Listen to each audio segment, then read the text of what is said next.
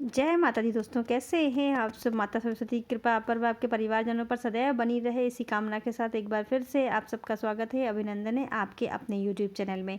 आज की वीडियो में मैं आपके लिए लेकर आई हूँ वसंत पंचमी वाले दिन की जाने वाली माता सरस्वती की पूजा की विधि। साल 2024 की 14 फरवरी को बसंत पंचमी का दिन है। बसंत पंचमी को सरस्वती पूजन के नाम से भी जाना जाता है। इस दिन माता सरस्वती की विशेष कृपा प्राप्ति के लिए विद्यार्थियों द्वारा और घर के लोगों द्वारा भी सरस्वती जी का पूजन होता है। सभी शिक्षण संस्थानों में, स्कूलों में, कॉलेजों में, यहाँ तक कि संगीत विद्यालय भी जो भी होते हैं वहाँ पर सरस्वती जी का पूजन किया जाता है। लेकिन कुछ विद्यार्थी जो घर से बाहर रहकर पढ़ाई कर रहे हैं, साथ साथ जॉब भी कर रहे हैं, या हॉस्टल में या बोर्डिंग स्कूल में पढ़ाई करते हैं, वो लोग इस पूजा से अनभिज्ञ रह जाते हैं, क्योंकि उनके पास पूजन की सारी सामान और पूजन सामग्री नहीं होती है, तो वो पूजा नहीं कर पाते हैं। तो वही आज पूजन विधि में आप उन लोगों के लिए शेयर कर रही हूँ। स्पेशली आज ये वीडियो उनके लिए ही मैंने बनाया है जिनके पास पूजा के साजो सामान, पूजा की पूरी सामग्री नहीं होती है। तो वीडियो को पूरा देखिएगा, आपको बहुत ही सरल विधि के साथ और बहुत ही कम साजो सामान से मैंने आपको आज की पूजा करके दिखाई है। स्पेशली छोटे विद्यार्थियों के लिए जिनके पास पूजा का कोई सामान नहीं होता, लेकिन पूजा की इच्छा ज़रूर होती है और माता रानी की कृपा, माता सरस्वती की कृपा का पात्र वो भी होते हैं, उनको भी उनकी कृपा प्राप्ति का अधिकार होता है। इसलिए ये विधि मैं आपके साथ में शेयर कर रही हूँ। आप देख पा रहे होंगे सरस्वती माता की मैंने फोटो सामने चिपकाई हुई है। बिल्कुल ऐसी ही तस्वीर या प्रतिमा आपको रख लेनी है। अगर आपके पास फोटो नहीं है तो मार्केट में इस टाइप के पोस्टर 5-10 रुपये में मिल जाते हैं, स्टेशनरी पे भी मिल जाएंगे, और पंचमी वाले दिन तो फूलों की दुकान पर भी ऐसे फोटोज़ मिल जाते हैं। तो आपको इस तरीके से ले लेना है और आपको इसे चिपका लेना है। आप कहाँ रखेंगे इसको? पूर्व दिशा में आपको रख करके पूजन करना है। और अगर पूर्व दिशा में जगह नहीं है तो दक्षिण दिशा को छोड़कर आप किसी भी जगह पर इस तरह से तस्वीर को फोटो चिपका सकते हैं। अगर आपने अपने जहाँ आप रहते हैं वहाँ पूजन की व्यवस्था बना रखी है, पूजन वगैरह आप करते हैं, तो वहाँ पर भी आप ये पूजा कर सकते हैं। मगर इस चीज़ का ध्यान रखिएगा, सरस्वती माता खड़ी हुई नहीं लीजिएगा। इस तरह से बैठी हुई जो मैंने आपको दिखाई है, ऐसी ही प्रतिमा की आपको पूजन करनी है। अगर आपको माता सरस्वती की तस्वीर नहीं मिलती है, प्रतिमा नहीं मिलती है, तो आप इस तरीके से पुस्तकें रख लीजिएगा। अपनी पुस्तकें रख सकते हैं, आप साथ में कलम वगैरह आप रख सकते हैं। और अगर आप संगीत सीख रहे हैं तो उससे संबंधित चीज़ें जो होती हैं, पुस्तकें हैं या इंस्ट्रूमेंट वगैरह भी हैं, तो आप उन्हें रख कर भी पूजन कर सकते हैं। जहाँ भी पूजन करें ध्यान रखिएगा, सफाई कर लीजिएगा, जल वगैरह छिड़क लीजिएगा थोड़ा सा। और उसके बाद में आपको दक्षिण दिशा को छोड़कर बाकी किसी भी दिशा में इस तरह से आप टेबल पर रख कर भी पूजन करना चाहें तो बिल्कुल पूजन कर सकते हैं। जगह साफ कर लीजिएगा। जहाँ पढ़ाई करते हैं या जॉब करते हैं वहाँ सामूहिक रूप से भी सरस्वती माता का पूजन होता है, तो भी आप ये पूजन अपने जहाँ आप रहते हैं वहाँ ज़रूर करिएगा, क्योंकि सामूहिक रूप से पूजन जब होती है तो सब लोग पार्टिसिपेट नहीं कर पाते हैं। इसलिए ये कार्य आप अपने जहाँ भी रहते हैं वहाँ करिएगा। देख पा रहे होंगे आप, मैं जल छिड़क रही हूँ। इसी तरह से आपको जल छिड़कना है। किसी भी एक पात्र में थोड़ा सा जल ले लीजिएगा, जूठा जल नहीं होना चाहिए, शुद्ध जल आराम से ले लीजिए और पुष्प से जल छिड़किएगा। पुष्प नहीं मिल पाता है तो फिर आप चम्मच से भी ये जल छिड़क सकते हैं। 3 बार आपको जल छिड़क लेना है। और जैसे पुस्तक का कर रहे हैं तो पुस्तक पे हर छिड़क लीजिए। देख पा रहे होंगे आप, मैं जिस तरह से कर रही हूँ आपको बिल्कुल वैसे ही करना है। जल छिड़कने के बाद में हमको सरस्वती माता को तिलक लगाना है। तो तिलक या तो सफ़ेद चंदन का लगाया जाता है, पीले चंदन का, या अष्टगंध का लगाते हैं। आपके पास यदि हो तो लगाइए, और नहीं तो फिर आपके पास हल्दी तो ज़रूर होगी, आप हल्दी से ही तिलक कर लीजिएगा। शुद्ध हल्दी ले लीजिएगा, जूठी नहीं होनी चाहिए, ध्यान रखिएगा इस चीज़ का।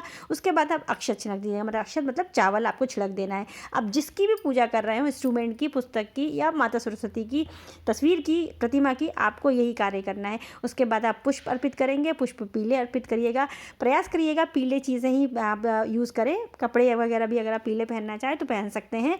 और सफ़ेद पुष्प भी अर्पित किया जाता है माता सरस्वती पर। अगर आपको पुष्प नहीं मिलते हैं तो इसके बदले में भी आप अक्षत हल्दी को लगाकर आप अर्पित कर सकते हैं। सफ़ेद अक्षत भी आप मतलब चावल आप अर्पित कर सकते हैं। यदि आपको फूल माला मिल जाती है, फूल पर्याप्त मात्रा में आपको मिल जाते हैं, आप तोड़ लें या फिर ख़रीद लें, तो आप जिस तरह से मैं चढ़ा रही हूँ उस तरह से आप अर्पित कर लीजिएगा, माला चढ़ा दीजिएगा। और अगर आपको फूल कम मिलते हैं, ज़्यादा लोग मिलकर पूजा कर रहे हैं और आपको फूल कम मिले हैं, तो आप गेंदे का फूल या गुलाब का फूल आपके पास एक भी होगा तो उसे आप तोड़ करके आप अर्पित कर सकते हैं। थोड़ा थोड़ा भी आप अर्पित करेंगे तो आप बिल्कुल कर सकते हैं। जैसे मैं करके आपको दिखा रही हूँ उस तरह से गेंदे का फूल और गुलाब का फूल तोड़ कर भी एक एक पटल भी आप आराम से चढ़ा सकते हैं। तो सरस्वती को पीले चावलों का भोग लगाया जाता है। अगर आप वो बनवा पाएँ या बना पाएँ तो बहुत अच्छी बात है, नहीं तो आप इस तरह से मिष्ठान के रूप में लड्डू चढ़ा सकते हैं, या ड्राई फ्रूट्स वगैरह आपके पास हो तो वो भी आप अर्पित कर सकते हैं। सीजनल फल हैं तो आप उसे अर्पित कर दीजिएगा। और उसके बाद में जल माता रानी के पास, माता सरस्वती के पास सबको ज़रूर रखना है